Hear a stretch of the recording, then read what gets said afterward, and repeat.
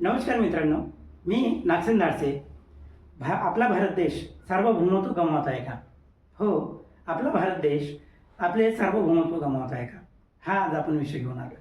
विषय आणण्यामागचं कारण हे की सार्वभौमत्व हे आपल्या देशाचं वैशिष्ट्य आहे. आपल्या देशाशी संलग्न किंवा आपल्या देशाच्या हिताच्या पॉलिसी हे आपल्या देशातलं गव्हर्नमेंट करत असते आणि पार्लमेंट करत असते. थोडक्यात काय तर देशाच्या प्रगतीसाठी, देशाच्या हितासाठी, देशाच्या उन्नतीसाठी देशातले सरकार हे विविध धोरणे आखत असते आणि ते धोरणांची आखल्यानंतर आपलं संसद त्या धोरणांना मान्यता देत असते आणि त्याचा कायदा तयार होत असतो. अर्थातच आर्थिक धोरणे असले तर अर्थविभाग सांभाळते म्हणजेच अर्थमंत्री, आणि इतर पॉलिसीज असल्या तर पंतप्रधान कार्यालय या धोरणांना आखत असते आणि त्याची अंमलबजावणी करत असते. तर मित्रांनो, मुख्य मुद्द्यावर येऊ. आपला मुख्य विषय होता की भारत आपलं सार्वभौमत्व गमावत आहे का? हो, एकंदरीत सध्याची परिस्थिती पाहता आपल्याला असं वाटत आहे की आपला भारत देश इतर देशांच्या हातचे बाहुली तर होत नाही आहे ना?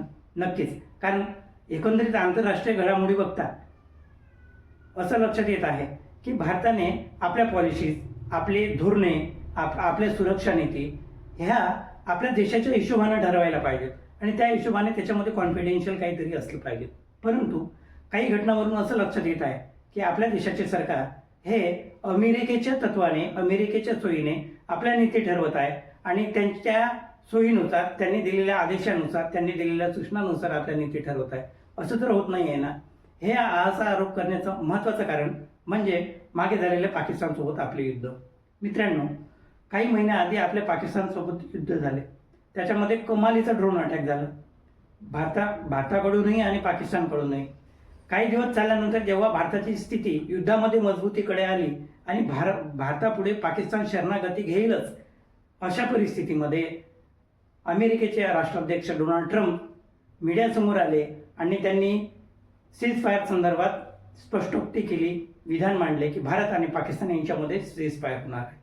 आणि काय चमत्कार मित्रांनो, काही कालावधीतच, काही काळानंतरच आपल्या देशाचे सन्माननीय पंतप्रधान माननीय श्री मोदी साहेब यांनी चॅनल समोर येऊन, मीडियासमोर येऊन भारत आणि पाकिस्तान युद्धाचे सीज फायर विनाअट जाहीर केले.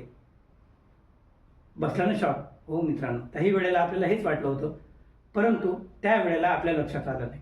आणखीन दुसरा महत्त्वाचा मुद्दा, आपल्याला वेळोवेळी संकटकाळी मदत करणारा आपला जो मित्र आहे रशिया, याच्यासोबत आपण इंधन खरेदी करत होतो.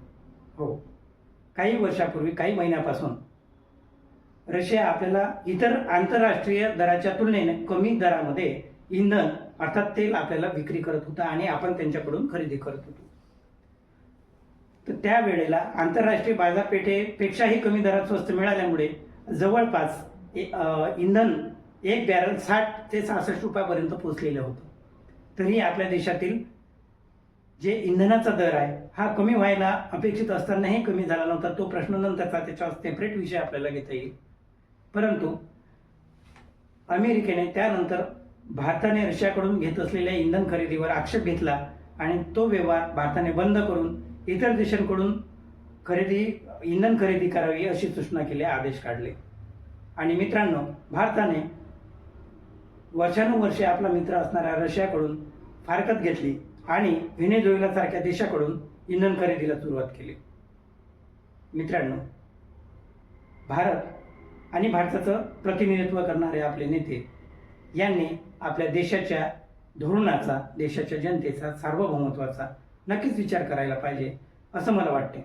आपलं याबद्दल काय मत आहे? आपल्याला काय वाटते? भारताच्या पॉलिसी ह्या कुठंतरी अमेरिकेच्या बाजूने कल घेताना दिसत आहेत का? आपल्याला याबद्दल काय वाटते? आपले मत सांगा. माझ्या चॅनलला सबस्क्राईब करा, लाईक करा आणि शेअर करा. नमस्कार.